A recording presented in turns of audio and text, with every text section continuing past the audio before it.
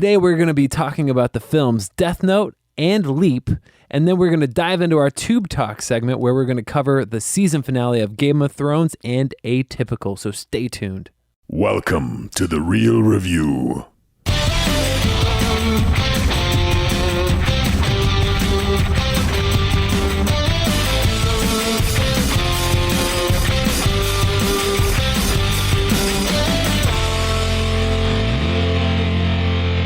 Welcome to The Real Review, sponsored by Parametric and Lazy Ape Studios, where you get some of the latest happenings, real thoughts, and perspectives in the world of film and television.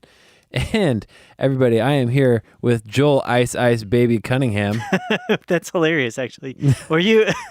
The reason I'm laughing at this, I watched a review just yesterday of the Ice Ice Baby film. Did you ever see that? No, I didn't. Yeah, they had a Vanilla Ice film. Oh my gosh. Which is hilarious that you called me out on that and you didn't even know it. I didn't even know that. Yeah, just so people know, I was just thinking of, dragons and stuff. Yeah, I like to go out there and I like to watch reviews by other people on films, and sometimes I'll watch reviews on films I've never seen before because it's interesting. And so I was like, oh, a review on the Vanilla Ice. Nice. So yeah, it was actually really funny. But yeah. That is hilarious. Who am I today, Joel? So today I'm with Matt Can't Clap Hey. That's who I'm with.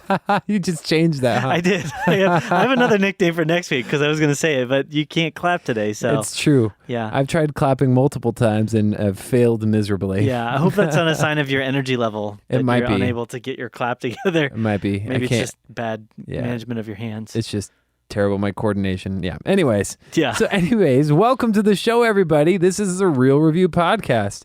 And just so you know, if you're unfamiliar with what we do, we take two ends or two extremes, I guess, of film criticism. Yeah. They're like a moderate extreme. Yeah, moderate extreme, sure.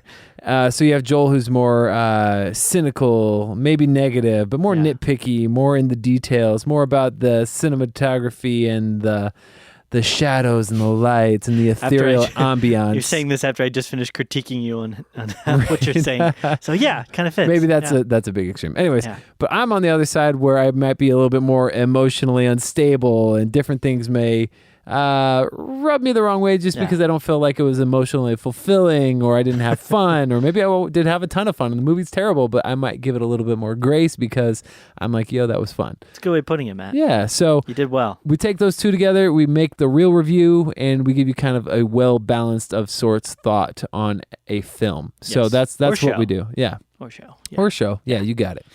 And but other than that, Joel, why don't you tell everybody how they can get connected with us? For sure. So there's some great ways to get connected with the podcast.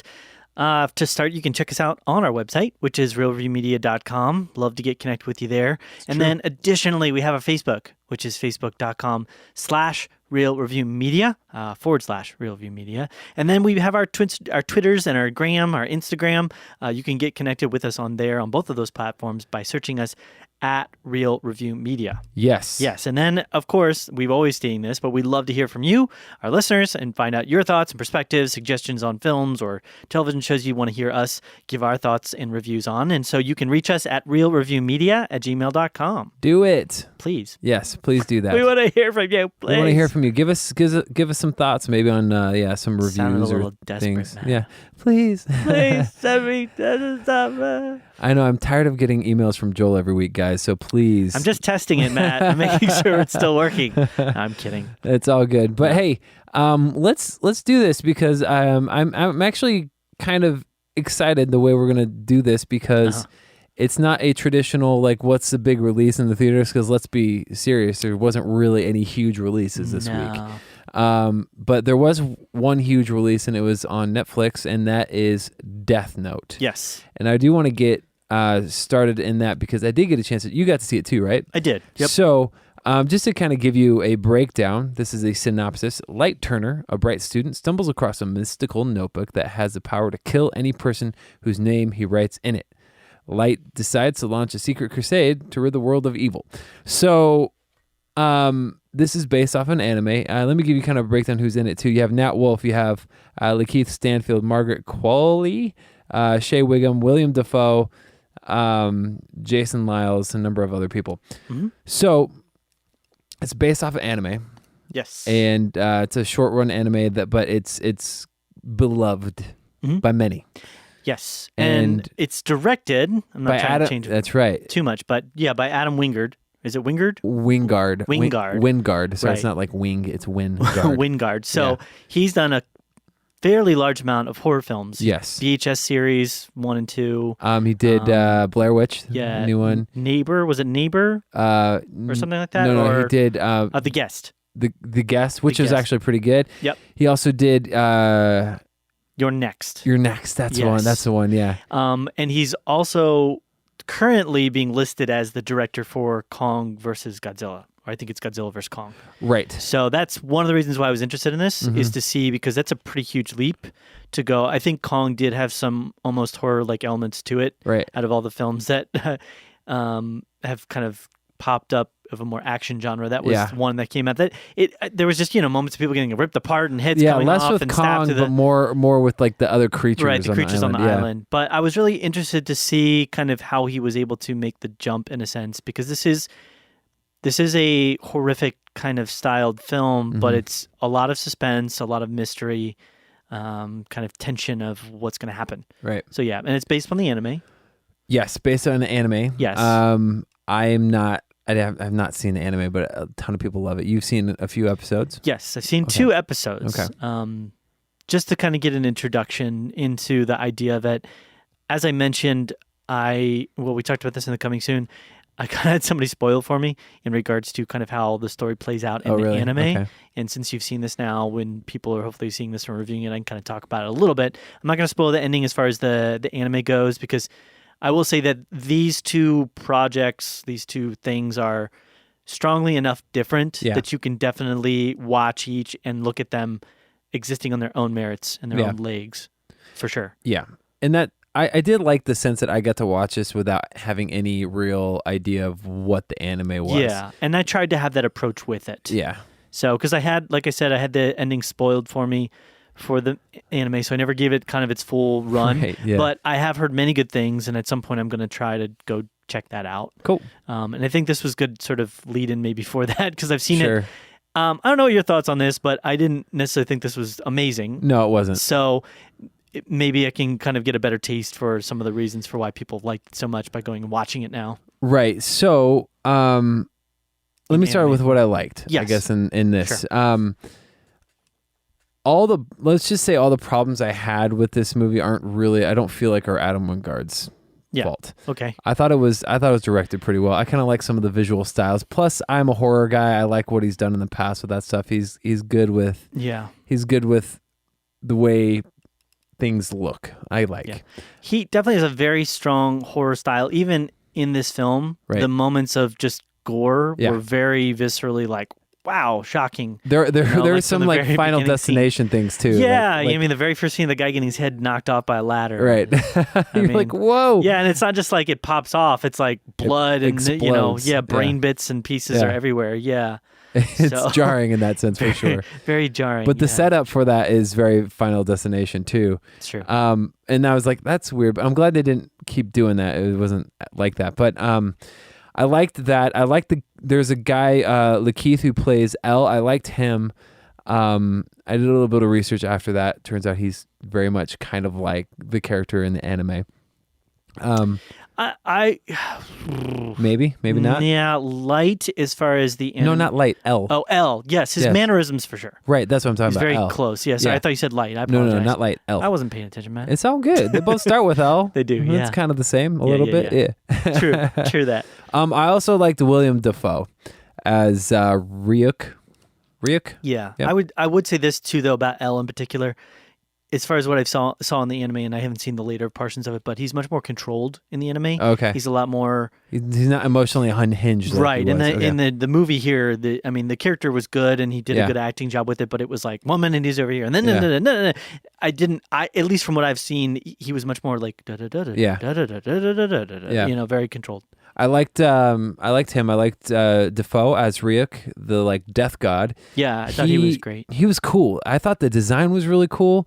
And I thought it was interesting too because there's a scene where Light is looking at like the picture of what I thought Ryuk looked like in the anime. Mm-hmm. He's like researching death gods or whatever, and it like looks like Ryuk, that like animated drawing of him. Yeah. And I liked this portrayal better. And you didn't actually see the full like animated face, maybe with an exception of 2 times. Right. Most times it's just the red eyes. Yeah. And I thought it was really cool looking. Like I was like, that's pretty creepy looking. Yeah, the way that they blurred him a lot of times Yeah. in the shots and had him kind of in the background. Yeah. And they kind of used that depth of field to make Yeah. him kind of like just almost like a monster Right. form and shape. That was very effective. Yeah. There was a couple moments I think where they got like close-ups on his hand and stuff, and I could tell that it was kind of like it looked very like foam fingery almost. I don't know if you noticed that. Your fingers are huge. Well, yeah. It looked a little jarring because Yeah. I think the CG version of him was Well, it's like just like the modified a little face. bit. Yeah. Which brings me, okay. I don't know how much CG versus like actual costume they used in this. Did you is the watch other your thing. credits? No. Oh yes, I did. Okay. Yeah. So So that's fair. Because yeah. they used some, mostly his face was open. Just the face parts, Yeah. pretty much. But they didn't show you a lot of his face, so they kind of kept those shots to a minimum. It seemed Right. like. Yeah. But I mean, as far as that's concerned, I thought the story was okay. But that's really it. I mean, I like some of the characters. I don't know if there's a lot that I really like about it. Yeah. There's a couple of directorial. I don't know if it's director. I don't know if it was Wingard's choice or not in the music or not. But I had some strong opinions about that. But what things did you like about it? I liked most of what you've just said as well. I really, at times, I really enjoyed this style. The overall sense of kind of like with the cinematography and the cutting and the pacing, as well as just the shot selection and the color, the way that they use the color in the shots, was very effective to me at times and really gave me a sense of intensity with the film. Yeah. So I did like that. I know that there's some people out there that really couldn't stand the style, Right. and a lot of it does actually have to do with the music, Right. because it set a certain kind of tone, Right. and that it bleeds into some of the more negatives for me as well. Yeah. The style, because there was times where it was very effective, and then there was other times where it felt like it was a little bit more. I don't know. Everything felt purposeful, and everything felt like like Wingard had put that there for a reason, and it wasn't just to do something ridiculous. But at the same time, it felt like it kind of overpowered the character's story. Yeah. So it was more just about like this kind of weird music cue with this visual effect. Yeah. But then there was other moments where it worked really well for me. A good example would be like the dance closer to the end of the film, when you kind of find out what's happening. Right. Like a bigger part of the picture comes into. I don't want to spoil anything necessarily with the film, but the relationship that's the main focus of pretty much the entire film Yeah. is sort of in question at this point, and that's there was a very effective usage of slow motion and color, Yeah. and cinematography at that moment, and it really elicited a feel. Yeah. But then there's other times where I'm like, I don't know. Yeah. So that's going to bring me, I think, to kind of my negatives. And if I will say, the biggest thing for me that bugged me is that it feels so rushed. It feels like it could have been a 10-part season, Netflix, and they crammed it into an hour and 45 minutes. Yep. And it's just, there's not a lot of time to get to know some of these characters. There's not a lot of time to get their motivations, their backgrounds. One, I would have liked to see, there could have been like a whole like intro to an episode about Elle and his history and his background. Yeah. The emotional mood swings that we were talking about with Elle probably would have been earned a little bit more, because he would have gotten this even-temperedness until like maybe the very end, like when things really get crazy. Yeah. And the other thing in addition to that, I did not like Light. I did not, the character, I think maybe the actor did okay with what he had, but I don't know what, I can't compare it to the anime because I don't know it, but I did not like, I guess I just don't fully get his motivations. The idea is cool where he's like, hey, I'm going to go ahead and just, instead of just being a bully and killing the people that are mean to me or mean to people I know, he's like, I'm going to legit like take out like, terrorists, like top 10 most wanted people, and Yeah. I was like, that's a cool idea. But how he got there didn't work. And with him, and this is a scripting thing, there was times where he tried to bring levity to a situation that I giggled at, because one, I wasn't sure if he did it on purpose. The first time he sees Ryuk, his scream is atrocious. It's like it sounded like an ADR like girl scream, like kind of like like that's what it sounded like. What? Yeah. So I was laughing and I was like, this is supposed to be an intense moment, and it's totally not. And then the finger joke, like he's like the Death Note, right? Ryuk is explaining, these are the rules. And he just in passing goes, man, your fingers are huge. And stuff like that. I don't know if it felt, I couldn't get the tone fully. There was a time in the middle where it did this montage where it really felt chopped up, where he's like ridding the world of bad guys. And it was cool. Mm-hmm. I would have liked to see more of that. Basically, since they created like a persona. For people to follow, but I don't know. So what were some of your bigger gripes? Issues? I think one of the bigger gripes that I had is that there was, in a sense, by the end of the film and throughout most of the course of it, there was a lack of clear antagonist. Mm-hmm.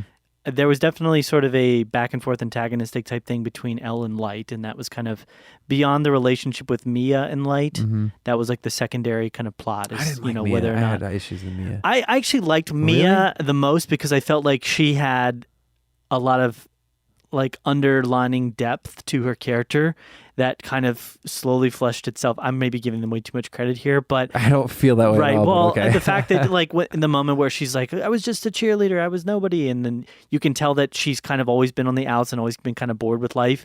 And then this has been as much as exciting. As much as she loves Light, she also loves the idea that her life had meaning and purpose, and that there was things that were happening that were huge, and she was a part of that, and that excited her enough to do the things that she did throughout the course of the film. Right. Especially when it came to her relationship with Light. So I liked her character, and I thought that it was in a way real and realistic, the way that it played out. Light to me was a bit unrelatable. I didn't get where he was coming from with a lot of it, because the initial idea of his, and this is something that's revealed at the very beginning, of his mom dying, and immediately like the first thing he's going to do is get vengeance for the death of his mom, and he does that, and that was kind of a big, because they make that at the very beginning like the main reason for why he's causing all these problems with his social life and why he's having problems at school, and that gets resolved within like the first 15 minutes of the film, and then after that you don't really get another sense of how he's progressed as a character and why he's doing the things that he's doing beyond just him wanting to be with this girl Mia. Right. Which that's okay. I mean, if he really felt desperate to be with her, then maybe. But he kind of was like, well, screw you. I don't want to do what you want. So there was no desperation there in the relationship. I didn't buy their relationship. I had a hard time buying into it because they were in high school. And it felt like a realistic portrayal of what a high school relationship. Right. It's all based upon physical attraction with like just we're doing crazy fun things together, and there's like no depth there. We don't care, who cares about the repercussions? Like YOLO. That it totally felt like that was a very realistic portrayal of a high school relationship. Oh, I'm so glad he didn't say YOLO. Yeah, no, exactly. But so I didn't like Light though, because I felt like as smart as it felt like the movie wanted to portray him as an intelligent character, but he wasn't that intelligent until a certain part. And again, I don't want to spoil that, but as the events of the plot kind of play out, you realize where his intelligence lies. But that was never really there. He's kind of playing on he's on the run for a big chunk of the movie. I didn't feel like that part was earned either. Right. That part, it felt like it should have been something that could have worked over 7 episodes. Yeah, and that's something we talked about as well in the Coming Soon. That's one of the main reasons why, it's difficult in general to take a property that's a television show and it's stretched out over the course of however many episodes, like numerous episodes. Every episode, if it's a good one, has its own sort of self-contained plot and story structure and emotional shift and everything like that. If a good show, which Death Note, from what I've seen it's hard to take that and then turn that into one film that runs for like maybe an hour and a half, 2 hours, and try to get that much character development and that much progression forward. And this felt like, to me, it should have been 2 films. It felt like it should have been split into, a 2-part thing of kind of where, and I could have made up story things that could have happened. Yeah. But it really felt like we never got a sense of like the whole Kira character that he made up. Yeah. It never got we never got any build to the fact that that's like suddenly a god in people's eyes. It was just like a montage of like this happening and this happening and this happening, and now they're a god. Yeah. And then that kind of plays out a couple times in a couple moments in the story. And it's like, well, if I had gotten more of a sense of them building that character and why they really wanted to, I don't know. There just wasn't rushed. Yeah, rushed. It just really felt like things were thrown together in regard to that. And then there was a couple elements at times with other things, like with his dad, where it's like things were happening and progressing with his dad and with Elle, and the way that the dad makes a shift and kind of gets involved in things was its own sense of just like, whoa, that just came out of nowhere. I think the main problem was that because it felt so rushed, I was unable to connect with it as deeply as I wanted to. And it's weird to say that it's a bad film because I didn't get enough. Yeah. But that's kind of what it felt like. It felt like if they had kind of slowed it down a little bit and played things out. I mean, there were some moments where there was effective tension. Mm-hmm. You know, I'm talking about the dance and everything like that. If they had more moments like that, where there was like an attention building kind of scene, like a tension building scene with Ryuk when they're interacting with each other would have been awesome. There's like one, and it happens in the kitchen, and it's like, it's over briefly. And then that moment's not even talked about again, where he's like, you know, you can write my name, but the only person's ever gotten over is 2 letters. And but then that's never like brought up again. Right. So I felt like that was a bit bad. I felt like the fall that we had over the course of the film a little bit, and I'm spoiling things a little bit, but sort of the fall that we had for Elle, it wasn't earned. Exactly. It was like, it was a shift from one to the other. It was like he's kind of unraveling, and then boom, he's like willing to kill. Yeah. You know? And so that wasn't earned, and so I didn't feel like it was relatable and connectable. So that was kind of the biggest thing. The thing is, he's interesting. I mean, his character's interesting. Some of the things like, you know, him having the background that he has and like where he comes from, like that's super fascinating, but it's super glossed over and you don't really learn any about it. Well, I mean, because they go into the whole orphanage thing, right. Which I thought that was silly. I really didn't. Well, I thought it was silly too because it wasn't. I feel like if they're going to go with that route, spent some time showing his childhood, showing him actually in the childhood, that would have been understandable. Yeah. And again, I will just say this because there's potentially people listening that have watched the anime, and I think we're both at this point trying to just. You haven't seen it all, but I've seen a couple episodes. I'm really just trying to argue this on the merits of the film, right? Exactly. In and of itself, because I haven't seen enough of the anime to know, for better or worse, if they've done something that they didn't do in the anime with Elle or not. But if they'd spent more time developing him out as a character and giving you a bit more of the backstory, I think, like, you know, you said this when we were talking about it earlier. I mean, it's like the movie starts, you get a brief little snippet of the relationship that he's going to have with Mia through the looks, and then the tension that's built up with the bad guy. One of the bad guys is the high school bully. Yeah. And then the notebook drops.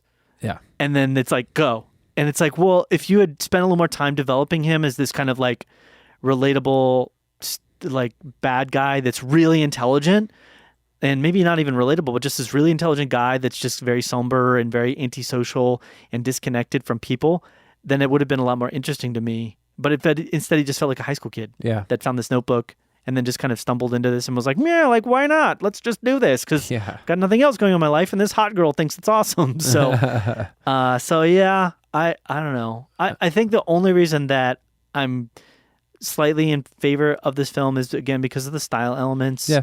And I did find, because of the reasons that I mentioned, the relationship between Mia and Light to be somewhat interesting and relatable. So, like a train wreck. I like that. Wingard pretty much, and he did it in The Guest too, because The Guest isn't really a horror movie. It's more of a action thriller. Yeah.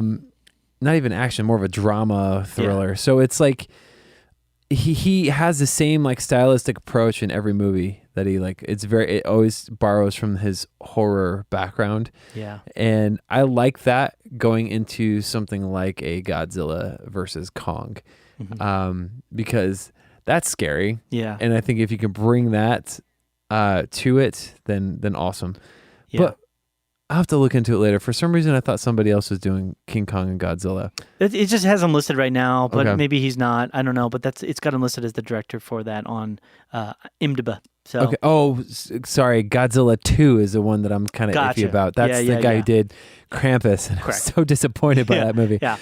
So I will say this. I don't know if I fully explained. I don't want to go too much more into detail. We've been talking about this for a while, but I felt like there wasn't a clear antagonist. Right. I think you didn't really know who was supposed to be the bad guy in the film, and you can get away with something like that, but only if you can still relate to some of the characters and sort of the struggle that they're going through. The struggle in and of itself can be the main cause for conflict and tension and antagonism in the story, but it felt like they were kind of slowly pushing you, like maybe me as the antagonist, maybe L's the antagonist, maybe his dad's the antagonist, maybe Ryuk is the antagonist, maybe he himself is the bad guy, but you never really got a strong sense of anybody being that actual bad guy. Everybody was the bad guy for a little bit. Right. And so you're on this ride of like, again, that can be effective if done right, but there was never a strong enough connection with any of the characters to make it feel like that was done well or effectively. Right. And I would say, and this is kind of a minor note, there's just a feel to it.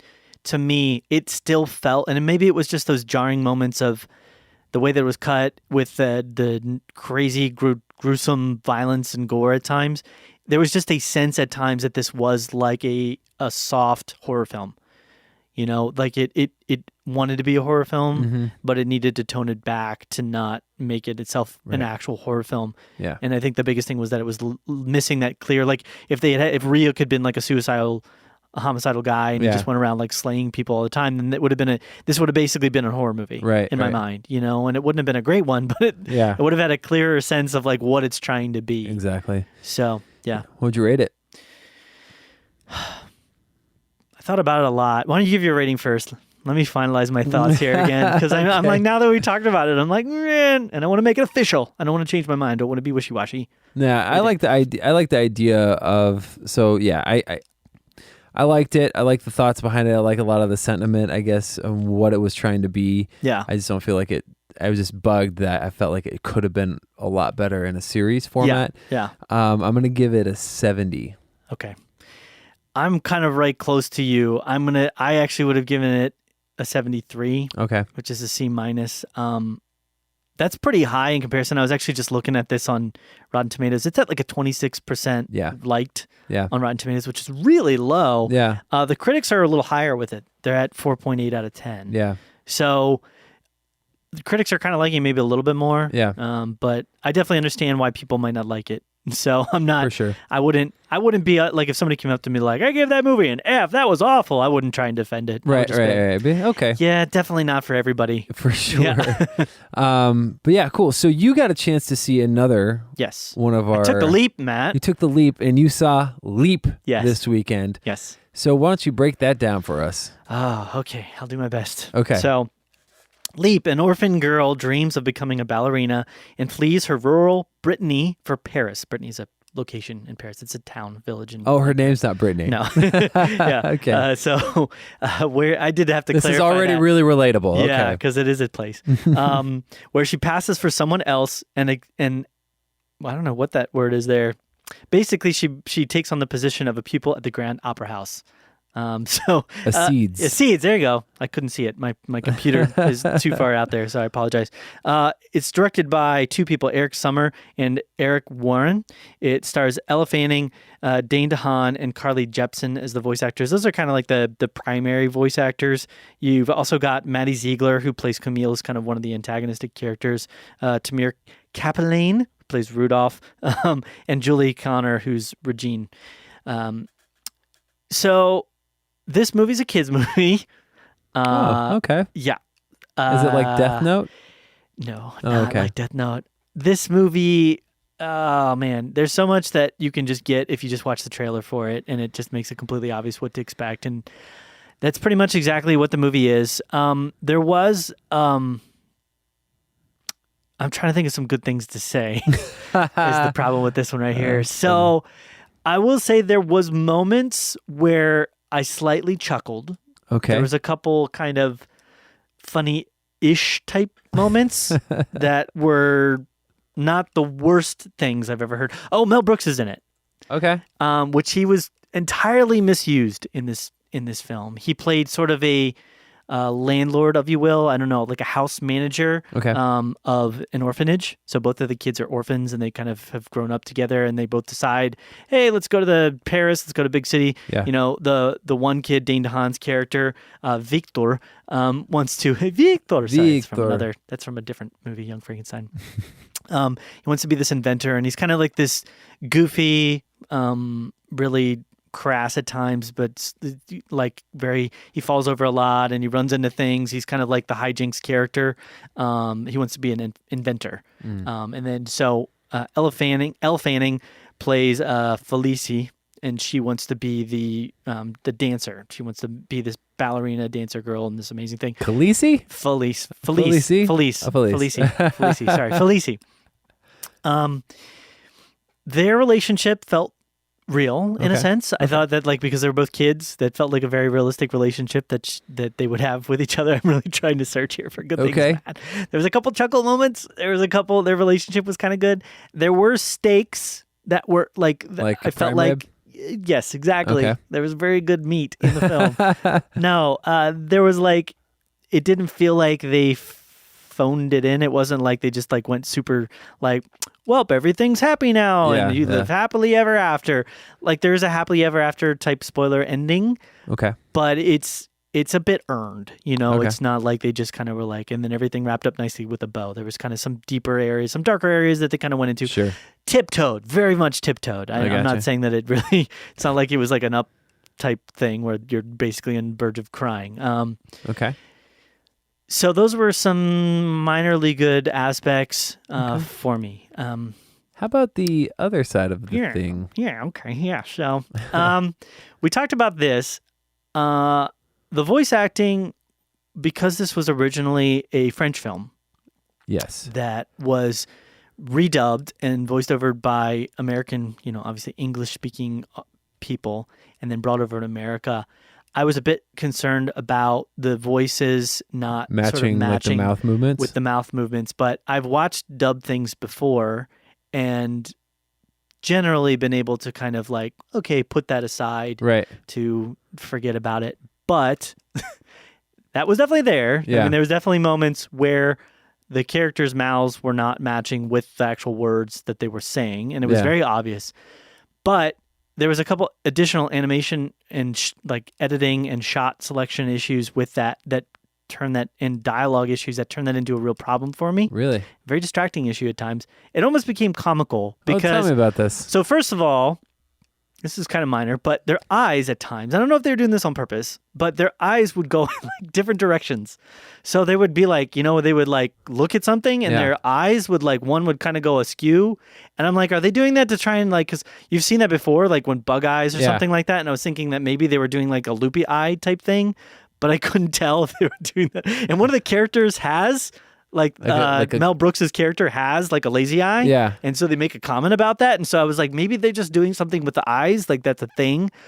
But I don't know. And so it was distracting at times because the eyes would, the eyes are the windows of the face, Matt. And so that would distract me. And then that would be distracting. Additionally, there was moments in the script that they would say a line that felt like it was a decent enough line, but wasn't what the original context and the situation of the line called for. So like there's a moment where Elle Fanning's character is talking to Carly Rae Jepsen's character, which is Odette, which by the way, I felt like if they had switched voice actresses, I would have been 9 times or 10 times better with it because Elle Fanning did not sound like a little tween, like 11 to 12-year-old. She sounded like an adultish type. She's got kind of like a deeper kind of sound, and she did not sound like this little, tween girl who's wearing Daisy Duke cut off kind of short jean pants in, I think, whatever era of France this is, like way in the past France. The cowboy. Yeah, so it's like 1800s France and she's wearing like Daisy Duke jeans. It's like, what? That's weird. So there was like some choices there at the time. But anyway, the dialogue, like, so in the scene, Felici's talking to Odette and they're scrubbing the stairs together, and Felici says something to her just about like what she likes and wanting to dance, and then it cuts to the shot of this like high shot of like the stairs of like this, and it's almost like she was saying something about the stairs and they cut to the shot of the stairs, but she was talking about something different in the film. So it felt like they were talking about topics incorrectly. Like the original edit said that like, oh, she's going to say something about the stairs here, so we'll show the stairs. But instead they're like, well, we can't make that work, so we're going to do this instead. Oh, that's weird. Yeah, so it felt, I don't know how much that's the case. I haven't seen the original, obviously. I don't know what the translation is. Well, it's funny because we were just talking about how like if we're watching something that has dubs like that, especially like if it's like an anime or something like that, we prefer the subtitles. I do. I absolutely do. And I think this is a situation where the subtitles would have helped. I think the voice acting, not like anybody did a necessarily a bad job with it. I felt like they were all trying. Yeah. But for the most part, none of the voice acting was like, that was really good. I really got that. That really fit. I feel like they lost a lot, but I felt like they probably tried to bring in these other voiceover actors. One, because they brought in like Carly Rae Jepsen, who's Odette, and they had her do a song.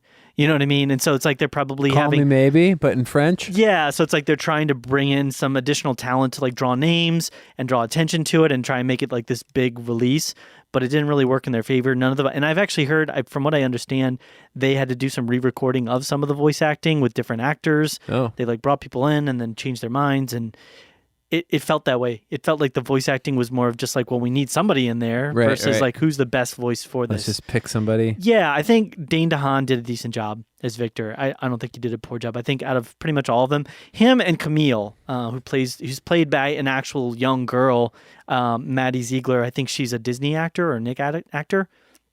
Excuse me. I gotcha. So that was really tough, trying to get into the animation, just the craziness and not knowing the shots, what was going on. That was really tough.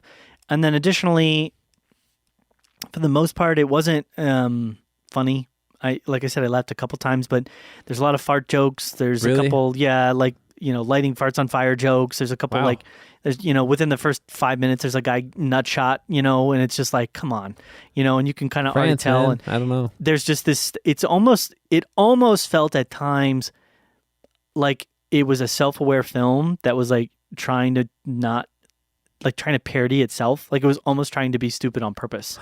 Is how it kind of felt at times. Interesting. And I haven't had a lot of chance to like write that out yet. But within the first few minutes, I found myself more often, I would say, laughing at how stupid something looked or came across than it really ever came across as being like funny because of the actual stuff that was in it. Right. The actual dialogue or the actual situation. It was very unrealistic, obviously. I mean, I wasn't expecting too much realism, but, the little dancer girl, Felicie, she learns basically how to be on point within, I think, the course of like 6 days, which I don't know if you know anything about ballet, but that takes years for some people. I mean, I don't know anything about ballet. It takes a really, really, really long time because that's basically when you can get your standing on the tips of your toes. Oh, okay. And that takes, for some girls, that takes like months, if not years. Maybe not years, but I think at least months. It definitely takes longer than 6 days to figure out how to get yourself on point. And so she's like this girl that like literally knows nothing about ballet, nothing. She just really has a passion for dancing and suddenly learns how to be so good at ballet that she's literally competing with girls that have been doing it for years on end. And it's all comes down to, and this is the stupid, silly thing that's in every kid's movie, comes down to heart and passion. And if you have the heart and you have the passion, then eventually things will work out. You know what I mean? And again, they did some good things there because it showed that like, well, you do actually have to work hard and sometimes you can get discouraged and bad things can happen, but there wasn't a lot of depth to any of the characters. Everything was very kind of surface level. And I gotcha. Wow. Well, rate this thing. Yeah, so on a scale of 1 to 100, E to B to F, I would give this a D-. All right. Put it at like a 61%. 61. Yeah, I would say I would actually say for young girls, this might be a somewhat enjoyable film because the main dancer girl, Elle Fanning's character, is like the main character and it really kind of follows her story more than anything. And so if you have a young girl and she's into dance and or a boy, they're into dance, I guess, then show them this movie. They might enjoy it. Oh, okay. Gives them an inspiration to keep dancing and to do well. And to leap. To take the leap. To take the leap. No, I mean, there's like a scene. This is like the most ridiculous thing. There's like a scene and it's like close to like the end of the film. And there's a couple different climaxes, like things you think are climaxing and then they go. Oh, like Return of the King. Yeah. It's like, well, this has a climax and this is a climax. So it's like there's relational climax and then there's like dancing climax and engineering climax. She's like in this contest with that girl, Camille, to like figure out who's going to be this dancer in this. They're not even dancing for that, but that's kind of, that's going to be the case, but they're like figuring out who can be the dancer in this big performance. And they're dance battling with ballerina moves, which is in and of itself ridiculous. And that's what I'm saying. I'm laughing more at the fact that they're having a dance battle to ballet and they're taking it seriously. That was more funny to me than anything. And they get in front of this giant, like 15 to 20 foot staircase, marble, very long, Yeah. elegant staircase. And you can tell that they've been building up to, Elle Fanny's character doing this like super fancy, I don't know what the move is, but it's like when you jump and you like spin in the air and then your legs like float out. You know what I mean? A whirlybird. A whirlybird. That's what it's called, I no think, idea what it technically. is. It's a whirlybird français, I believe. Yeah. Okay. Yeah. So she's doing this whirlybird. And, well, she doesn't do the whirlybird. She's standing from the staircase. And the only thing I'm thinking is like, you're about to take a leap off of at least 15 step staircase with marble slab throughout all of it. Sounds logical. If you jump down 6 staircase, like if you've ever just jumped down stairs before on carpet, that really hurts. And there's no good way of landing 15 steps. You got a barrel roll, right? Yeah. So she like looks over at sort of one of her mentor characters, and he like looks at her knowingly and he like nods, and I'm like, you just encouraged this like tween girl to do a flying leap off of like this giant staircase. I'm like, in any other context, that would break someone's everything. Like they would probably die from doing a flying twirly bird leap off of the staircase. And of course, she flies off and she like sticks the landing and it's like perfect and it's emotional. I just kept thinking like she should have died. You're like, let's rewrite this and make it really dark. I know I'm going way too far in this because we were just wrapped up in our review here, but like there'd be moments where it would be kind of realistic and they would try to portray it, and then they'd have a moment where this guy's like flying through the air with like a wingsuit. Seems reasonable. It just, nah. That's the exact opposite of what I would say for this film. Well, hey, I'm really glad to hear Took a leap into the unreasonable. I'm glad to hear how passionate you are about this movie, which in turn reminds me, because this actually wraps up our film review segment of the show. Yeah. And this reminds me, if you get a chance to see this fantastic film, aka Leap, ! Email us. There you go. Email us at realreviewmedia@gmail.com. Let us know what you thought. If you take the leap. Yeah, let us know if you would take the leap. And I'm curious to see like the eyes like going crazy. Like, do you guys see that in there? Let us know if you see that. I would actually be interested to know, because I feel like that's like not a lot of people are going to see this, but it was distracting. Oh yeah, it sounds distracting. It was something I was laughing at because of what was in there, but not because they did it on purpose. I was like, are your eyes supposed to go like? Yeah. But again, reach out to us. Let us know what you thought of that or Death Note if you had a chance to check that out. But also connect with us social media, facebook.com. The lighting was good. The false lighting was great. In Leap, no. The animated lighting. I'm talking about, was decent. They had decent shading and lighting. Okay, awesome. Not on their skin tones, but at least in the environments. All right, so 62% instead of 61, the lighting was 61.5. Yeah, okay. I'm not giving it a full percent for lighting. But find us on our Instagram and Twitter at Real Review Media as well. But are we doing Tube Talk? Yeah, we're going to do Tube Talk. Okay, well, let's do it then. Yeah. But anything else you want to add to the movie segment? Just stop it now, because otherwise I'll keep talking. Okay, we're going to stop it. We're going to stop it. All right. But stay tuned. We're going to get into our Tube Talk segment next.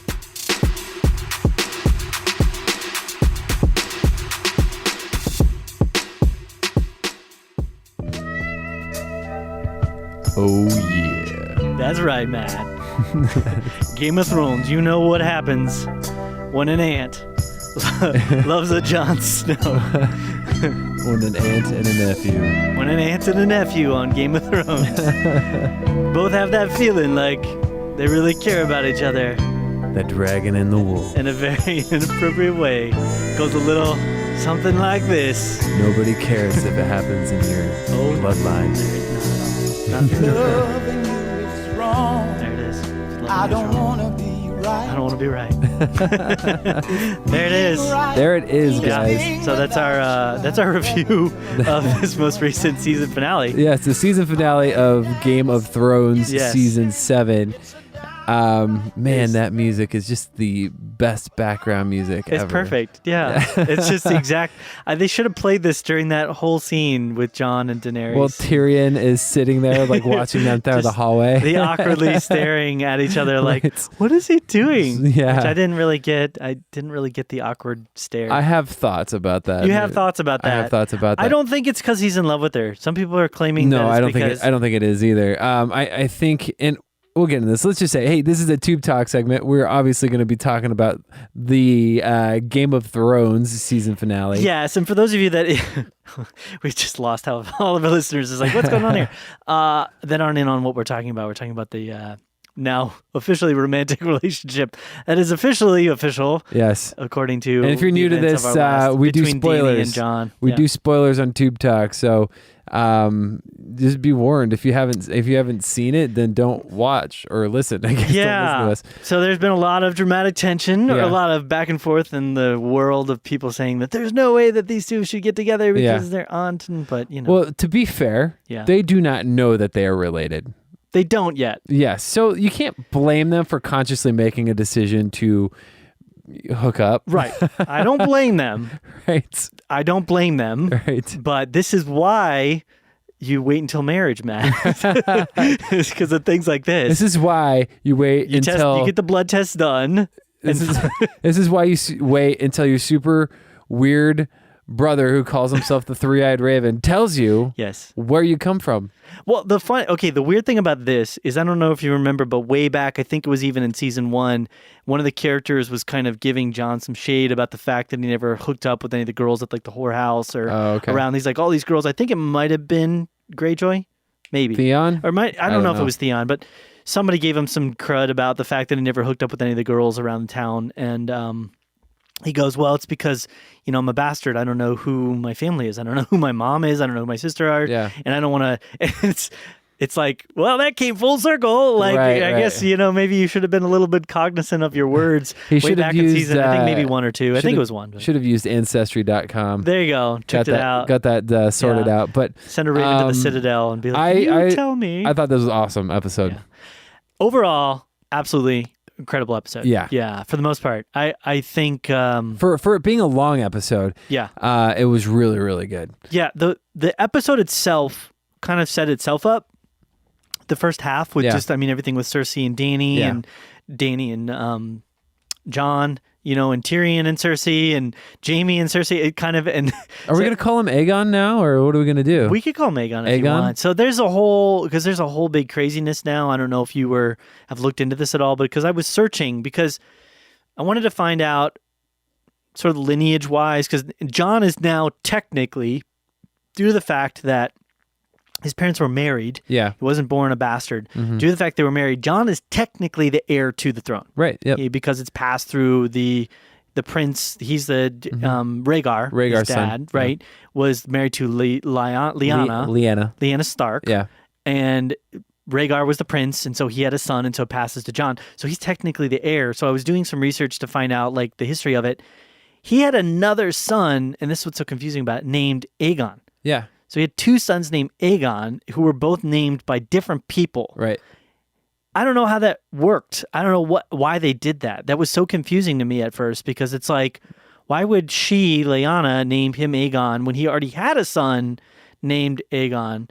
Because Aegon died technically in the show by the Mountain when they sieged, back prior to the events of the series when they sacked King's Landing and they killed all of the Targaryens and the Targaryen king, the Mad King. Yeah. The Mountain went in there and killed the kids and raped the girl and killed the girl and horrible stuff. But he was still alive when John was born, so there was two Aegon. So I don't even know why Rhaegar would have been like, yeah, that's cool. Let's name him like the same thing as my other son. Yeah, I don't know. So, it could have been possible. Rhaegar wasn't there when he was born. It was just Lyanna and Ned. Yeah.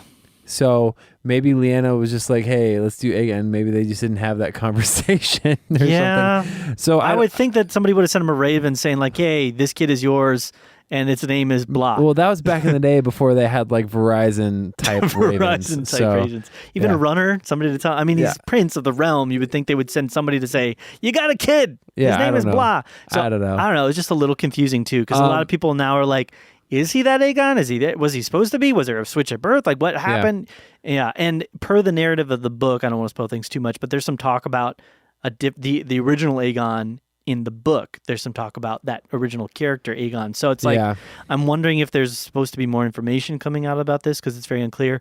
I was confused because I thought that the Three-Eyed Raven would have already known all of this, but I guess we learned that he needs like guidance. Like he says he knows everything, but he has a potential to know everything. He doesn't just know everything. Right. He has to purposefully, I think, go in and look at those memories. Right. Because he doesn't just like the information. He just doesn't know everything. Right. And so Sam comes in there and Sam's like, hey, can you go look at this? And he's like, oh yeah. And he goes and he looks at the thing. Yeah. He's like, oh, you're right. Yeah. Like, Oh, that was funny because he's like, oh, John's on his way. And he's like, oh, did you see that? And he hands up the paper like, I got a raven, bro. And that was really funny. Yeah. But that was a good tie-in because we had seen Sam get that bit of information prior and everybody's like, Sam, you didn't realize what's going on. Yeah. But he did, I don't know, maybe he calmed down and they talked about it on their trip over there or something like that, where Gilly was like, hey, I told you this earlier, don't think you heard me. Yeah, maybe they talked about it again. Or So- just really good. He's got a really good memory, so maybe just stuck in there. Something like that. But I will say this, I did like, the first half of this episode was actually pretty slow. I actually did like it though. Like it was kind of when I say slow, not in a bad way. I mean like it was kind of a slowdown as far as it's not the whole this whole season has been very much kind of jumping around a lot, especially the last episode. Yeah. Jumping around from one place to the next place to the next place, something else happened. I mean episode 6, the penultimate one, or this 7? Six. Okay. And so jumping around. This one was like, we're going to set up this really long thing where they're all getting to meet in this like dragon stadium thing. Yeah. And you get to see a bunch of cool reunions happen. And then it's this like big like council where a bunch of gangs are together. They don't like each other, but they're going to try and hash this out. Yeah. For the sake of the greater good. Right. There was some good tension there. Yeah, some real very good effective tension. scene with one of the White Walkers. Yeah. That was good. Although it didn't make sense why he would like get quiet. That was kind of odd. It was a dramatic tension thing. I Yeah. thought it was effective though. I was like, ugh. Yeah, but like earlier it's like they would like bump into it, barely touch it, and he's like, "Rah!" But like now you take the lid off and he's just like, yeah, I don't care. I like that though. I loved, okay, first of all, let me say, Cersei is going to go down in history as just one of the most menacing, just like evil people in a show ever. She's gone full crazy. Yeah. I mean, she definitely has lost it. And on top of that, I know I fall for a lot of things in television shows. I don't like try to like figure out what's happening ahead of time, like if I can help it. Yeah.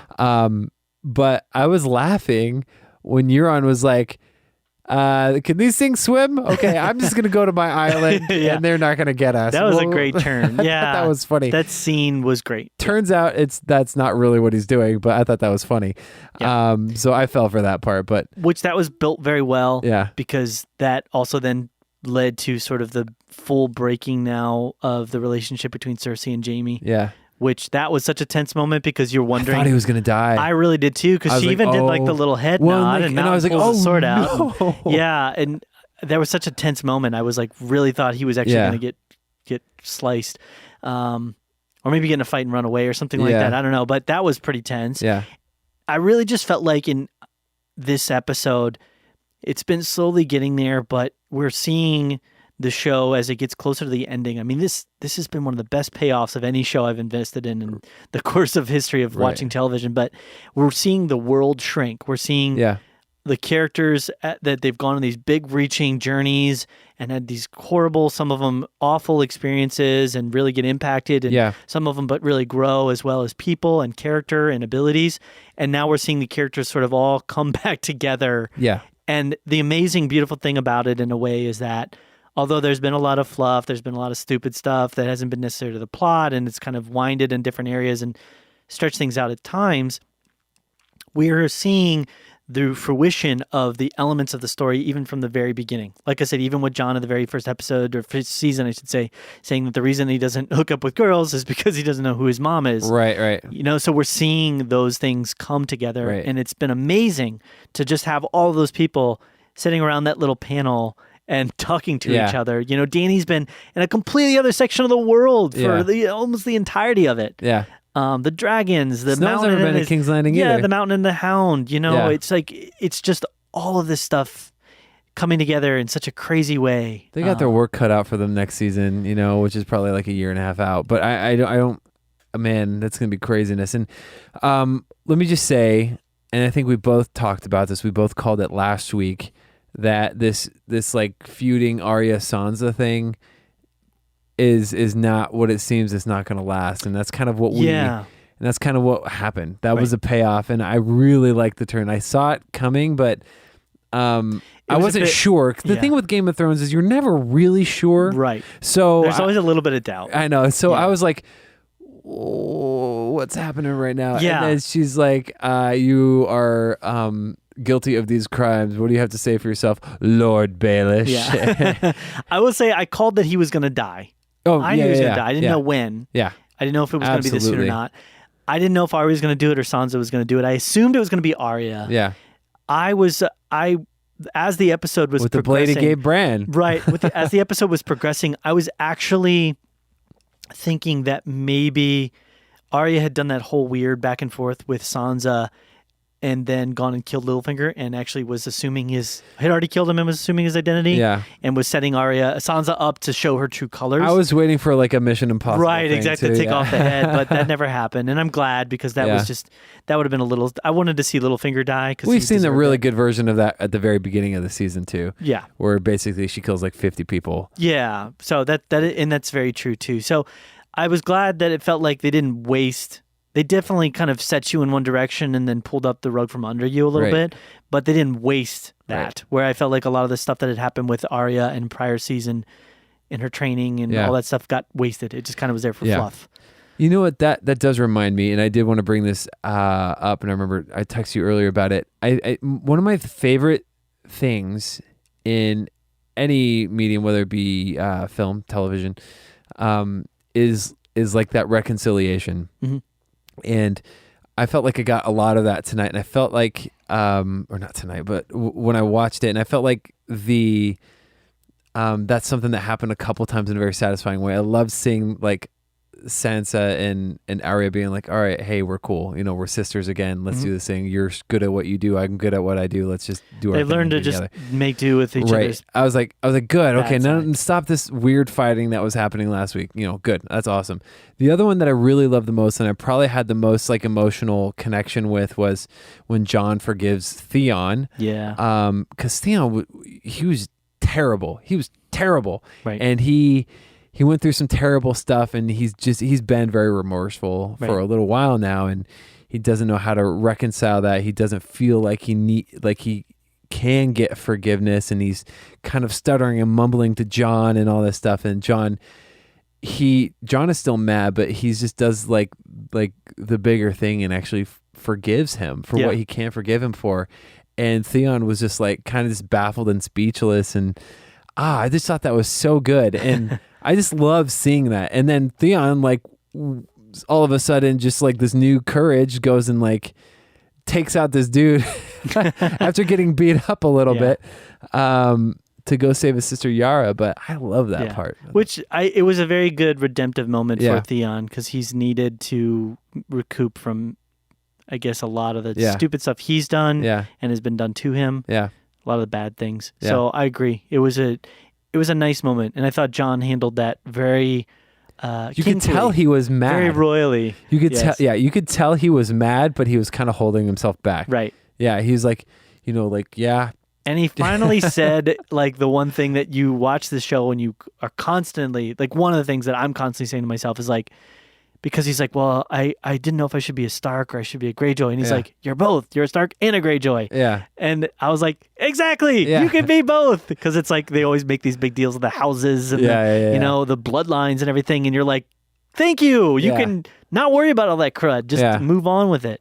So that was a big thing for me as well. I also really, the way that it concluded, because I've been constantly going like, when are the walkers going to get there? When are the White Walkers going to get there? And then to have the dragon, and I called the blue flame, didn't I? Yeah. I was like, that's going to be a blue flame for sure. To have him, and then not only that, but to have the guy riding on him. The Night King, The Night King riding on the back of the dragon and then blow up the wall. It took him that like was 2 minutes. Amazing. Literally took that thing nothing but 2 minutes to take down that wall. But it was so cool. Yeah, it was you really know? cool. Yeah, and it just, I don't know, it was like, they really built the tension up for this coming episode. And obviously, you know, Jon and Dany are like a thing now. Yeah. We'll see. I'm assuming that's going to be a lot deeper than just like it didn't come across as like a fling sort of a thing. And I will make the prediction now, Dany's going to be pregnant at some point because they talked about it. They've set it up like 3 times now where, you know, I can't have kids. You know, I can't have kids. And John's like, hold my beer. Right. And so like, she's going to have kids. It's just a matter of, is she going to find out before, are they going to find out that they're related and then they find out they have a kid? Or is it going to be like, that happens before they find out? Like, when is that going to fall? There's an interesting interview you can watch. It's like a behind-the-scenes HBO thing that they released on YouTube. It talks about the implications of that and how that's going to potentially affect next season. Yeah. So it's interesting to see. The thing is I don't know if Dany will have a problem because it's a Targaryen thing. And she kind of had a weird relationship with her brother, to be honest. Right. And that's just kind of normal for the Targaryens. Not for the Starks, though. Right, but not for the Starks. Definitely not for Jon. You know. So it'll be interesting to see, because I think the sad thing about it is both of them have lost great loves, and both of them have been through really bad situations with loved ones and seeing them die and having to choose sides and stuff. And so it's just tough that, like, both of them, in a way, and I know they're just characters, but you empathize with them. Yeah. They're both just like learning to love, and like now they're gonna get the rug pulled out in a very paternal, like familial way. Yeah. So and we joke about the whole, like, you know, if loving you is wrong, but I fully could see them ending up together. Yeah. So, and that's the thing too. People keep saying is that this is not Earth. Yeah. You know, this is some distant place that's nobody really. It's got its own rules. Yeah. I mean, it's got White Walkers. Yeah. And, you know, so here's the thing. I keep seeing that, and that's fine, but I think they gotta do something clever with the writing too, to maybe if that's going to happen, bring people on board potentially. Yeah. One last twist that I think they're going to throw in here that we haven't seen yet. I think Hodor is part of the White Walkers. Really? Yeah, I mean, he died. That'd be crazy. What if he kills Bran? Oh, that would be so sad. That'd be so bad. Hodor. Okay, so the one thing I want to mention earlier was it was that long stare that Tyrion is giving. Yes, the like awkward. as like Jon goes into Dany's room. Yeah. So I was like, because the prior episode, he constantly was just talking about, well, you got to have an heir, and right. I don't at least think he's trying. So I don't think it's a matter of like he loves her. I think it's a matter of this is going to complicate things because I am the hand of the queen. Yeah. But you've been listening a lot more to kind of what he's been saying, Jon Snow's been saying, and now you're taking counsel in this. Now you guys are going to be really close. He's taking a lot of counsel. Yeah, so they're like both counseling each other there. He's more of, I think I took him more of like a concern, like what does that mean for me in my position? Like what's happening? I think is basically it. I could see that. I saw another theory of. We didn't see the end of Tyrion's conversation with Cersei. Yeah. So maybe like he betrayed them somehow. Right. Maybe he's aware of what Cersei's planning on doing. Right. Or maybe he made a deal with Cersei and Cersei backed. Because Tyrion's been a bit wavery in this season. That's kind of one of the only things about this season I haven't liked too much. I feel like Tyrion's been a bit underutilized and a bit less Tyrion-y. Yeah. Esque. I mean, he threw a couple one-liners. I think the moment he had with Cersei where he went over and grabbed the wine and, that was like the most Tyrion that we've seen of being like that in a while, which I thought that scene was very effective and well done. It was good. Oh, the acting was fantastic. Yeah. They both good. I mean, so let me just say this just because overall I love the episode. I thought the season moved at a much quicker pace than previous seasons. Yep. And it needed to. I mean, you're cutting out 3 episodes, and I was able. I liked it. I was on board. So I think overall, if I were to rate this thing, I would give it a 9.5. The whole season? No, just this episode. Whole season. I liked it a lot. I can't rate. I didn't watch the whole season. Oh, remember? that's fair. So I can't really rank it per. I saw the cool parts I wanted to see, but I didn't watch all of them. I got you. Okay, so for this episode, I'd say 9.5ish, 9.6, right in that area. The first half of the episode was a little dull. It wasn't like bad. It kind of took a little while to get going. It was cool as well, and I'll say this. We're kind of done talking about, but it was cool to see the Hound and Brienne kind of mend some fences a little bit there and kind of work things out. I was just trying to protect Arya. So was I. Oh. Well, she's alive. Cool. Okay. Oh, cool. Yeah. Tormund, man. That's going to happen. I would give this episode around there. I think the season as a whole, probably around a 9.2, 9.3. Okay. Right in that area. I mean, very good. From what I know and from what we've gotten to see, because I did watch the Loot Train battle, and that was the coolest dragon thing I've ever seen in anything. Yeah. And that alone was just super awesome. My constant feeling from this season, as far as just overall pacing, was there was moments where it felt really fast, and then there was other moments where it felt a little slow. Episode 6 felt really fast. Yeah, I mean, any of the times that they were transporting felt super fast, and there was just a boom there. But then there was other things that really felt like, okay, this didn't really need to be this long. Right. Yeah. So cool. Overall, cool. good Super stuff. rad.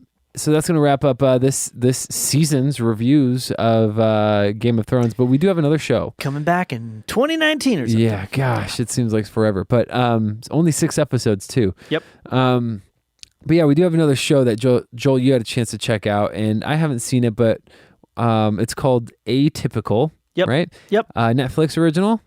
It is a Netflix original. Okay. Yes. Why don't you break it down for us a little bit? Sure. So its creator is Rabia Rashid. I'm hoping I got that one right. One of the creators of the Goldbergs as well in the past, or the creator for the Goldbergs.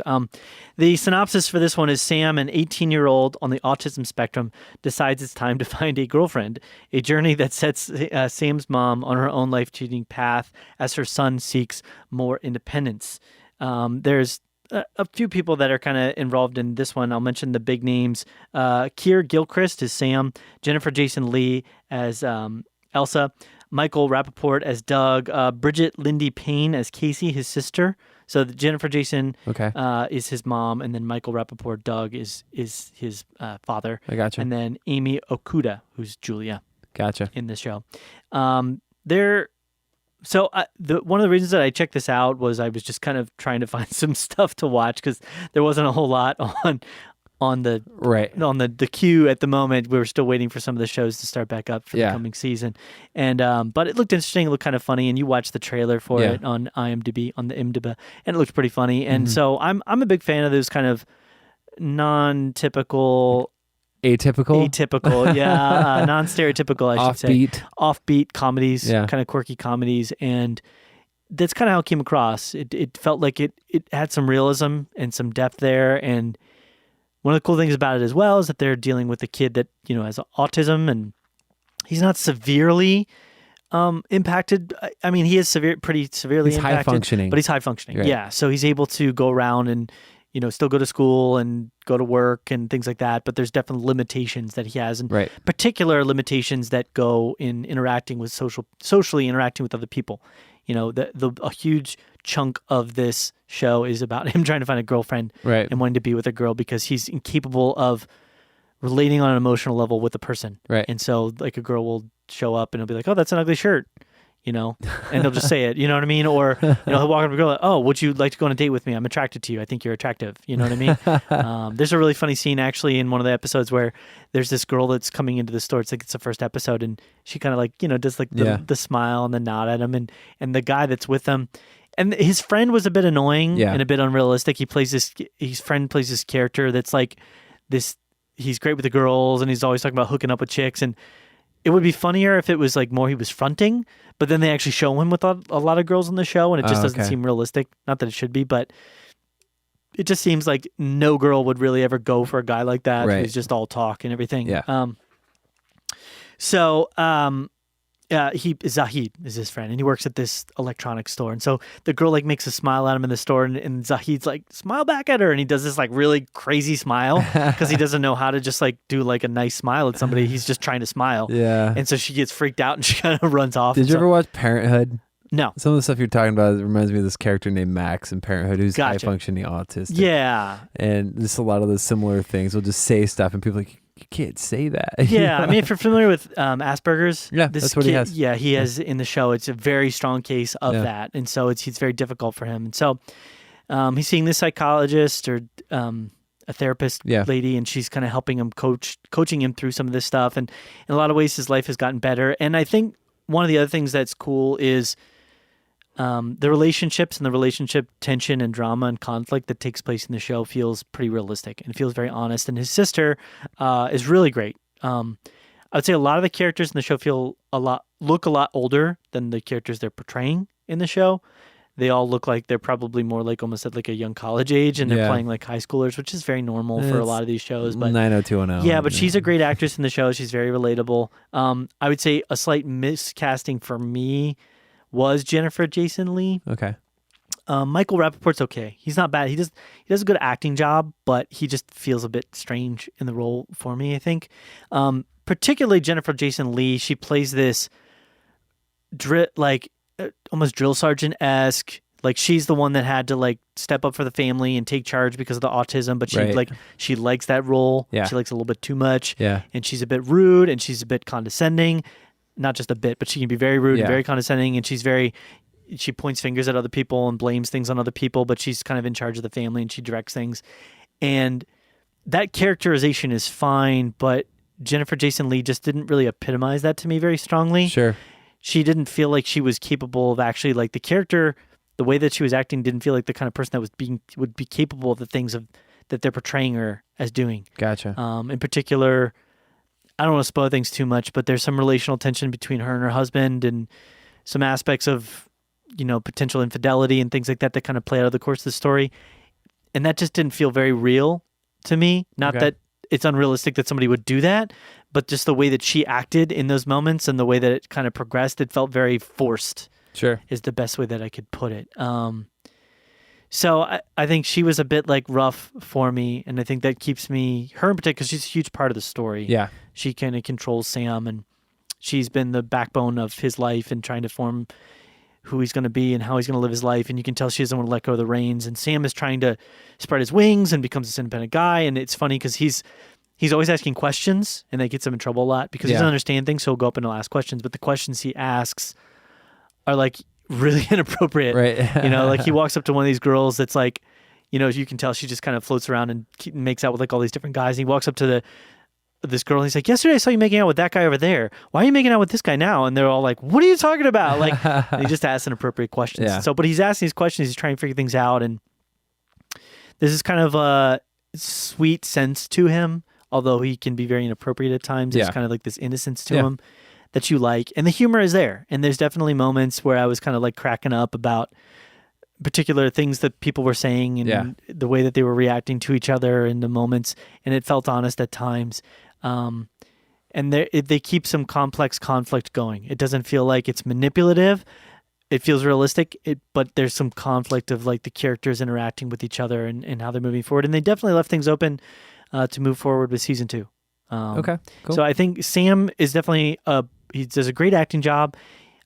As far as autism goes, and I will say this, I don't know a ton about autism. I've worked with a few kids at camps and stuff like that have autism, but as far as what's realistic or not realistic with a person with high functioning autism, I don't know how realistic that is. And I've read some articles on it, and they said that he did a good acting job, but the character himself he has taken on the better parts of autism, and the more, because he's high functioning, the more like funny, if you will, or relatable parts of autism. Right. Whereas it's a bit less like that in real life, which I get. I mean, it was the same thing with 13 Reasons Why.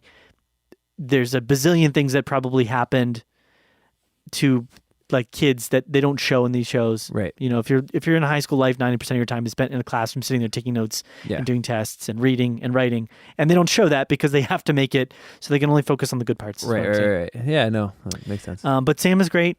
He's a really good job. It's really funny. And I would definitely encourage people to, I've watched the whole thing. Sounds comical. It's comical. It's fun. It's a quick watch. I didn't feel like I was dragging my feet through it at any point. I would say it's a strong PG-13. Okay. There's definitely some sexual crudity. I don't believe there's any nudity, but there's a lot of sex type stuff that happens in it. Language for sure. Sure. But enjoyable and fun. Cool. And definitely suggest checking it out. Nice. So on a rating scale, Rate it. I would give this one an A-. Okay. About a 91. Okay. I would give it a higher one if not for, unfortunately, for Jason Leigh. No, I gotcha. Yeah. Well, yeah, the trailer I watched was kind of funny, so I'll it sounds like a fun watch, but especially while there's not a lot out. But agreed. What I'll do is I'll probably check that out, maybe rehash it later. Yeah, and you can watch it just as it is, but or as you're able. I'd love to hear some viewers or listeners' thoughts on the show. Check it out. Check out Atypical. Let us know what you thought. Also, tell us about your thoughts on of Game of Thrones season finale series. Well, not series. Season finale for season 7. Yes. And let us know if it was everything you wanted it to be. Yep. And then, that'd be great. Email us, realreviewmedia@gmail.com. Find us on Facebook and Twitter at realreviewmedia. There you go, Matt. Facebook.com/realreviewmedia. On your way out. Oh, wait. On hold. There we go. There it is. There it is. You gotta do it in the style of this. It's all about the dragon and the wolf. The dragon and the wolf. Anyway, thank you guys so much for hanging out with us. Yeah. Let us know what's up. Follow us. All that fun stuff. Joel, anything else you want to add? Yeah, just don't tell Luther Ingram we're playing his song because we'll get copyrighted. Right, yeah. Cool. Well, hey, guess what? It's been real. It's been real.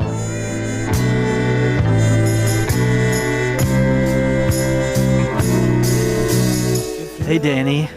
We're on this boat together for a very long ride. I'm John Snake. Do you want to join me in the lower cabins later? It's my Jon Snow impersonation. Oh, man. I saw you looking at me when you were riding on that dragon. And I just knew something had to happen. Earlier you told me I was hot, but that's just because I wear furs all the time. You're fire and I'm ice. Let's get together and make some water.